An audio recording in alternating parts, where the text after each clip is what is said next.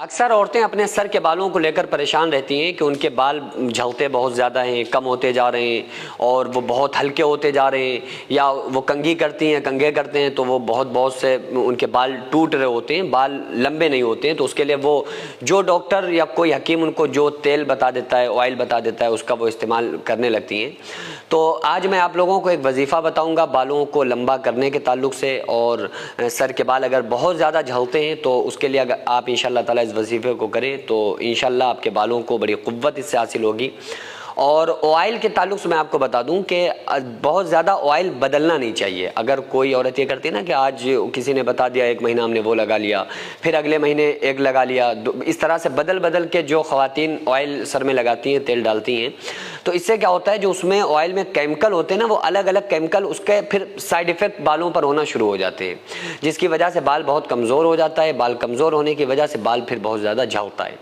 तो अगर आप सरसों का ओरिजिनल तेल आपको मिल जाए ना, प्योर, तो आप उस सरसों के तेल को आप यूज़ करना शुरू कर दें। अब कोई कहे कि हमें सूट ही नहीं कर रहा है तो आप सूट के ऊपर भारी पड़ जाओ कि अगर तुम मुझे सूट नहीं करोगे ना तो जब भी हम तुम्हारा ही इस्तेमाल करेंगे तो इंशाअल्लाह ताला फिर चंद दिनों में वो सूट करना शुरू कर जाएगा। हाँ, डॉक्टर ने एलर्जी ही बता दी है कि नहीं भाई ये तो साइड इफ़ेक्ट है तुम्हारे लिए, तो वो एक अलग मसला है।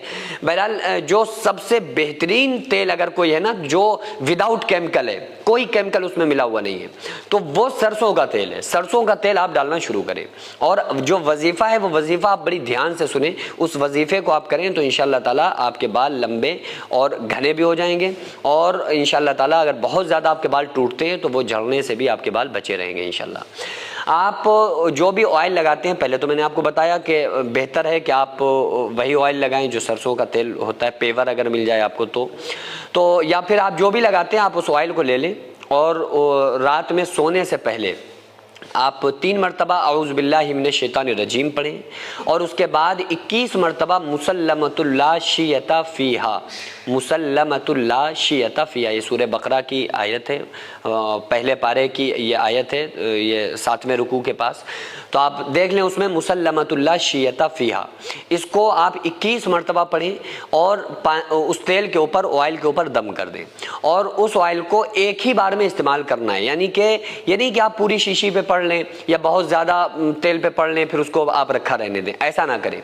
बल्कि आपने उस तेल को पढ़ा और दम किया, वो इतना तेल आप लें कि बस उसी वक्त आपके अपने सर में डाल लें।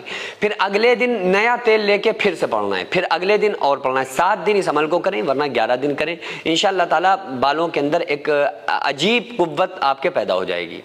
अच्छा, एक बात का खुसूसी तौर पे ध्यान रखना है कि जो पढ़ा हुआ ऑयल आपने सर में डाला हुआ है ना, उसके बाद अगले दिन फिर बालों को न धोएं। यानी कि ऐसा ना हो कि वो बालों में तेल था और आपने जाके बाथरूम में बालों को धोया तो वो सारा पड़ा हुआ तेल वो नालियों में बहने लगे। तो या तो खुश्क हो जाए तेल, जब आप बाथरूम में जाके गुस्ल कर सकते हैं, बाल धो सकते हैं, नहा सकती हैं, या फिर किसी तशले वगैरह में अगर बालों में तेल नज़र आ रहा है तो फिर तशले में आप अपने पहला पानी सर के ऊपर डालें तो वो उसका जो पानी हो वो तशले में ले लें, यानी वो पानी की बेअदबी ना हो जो आपने पढ़ा हुआ था।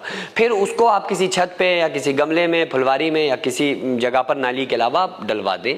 और अगर बालों का तेल खुश्क हो चुका है तो फिर कोई प्रॉब्लम नहीं है।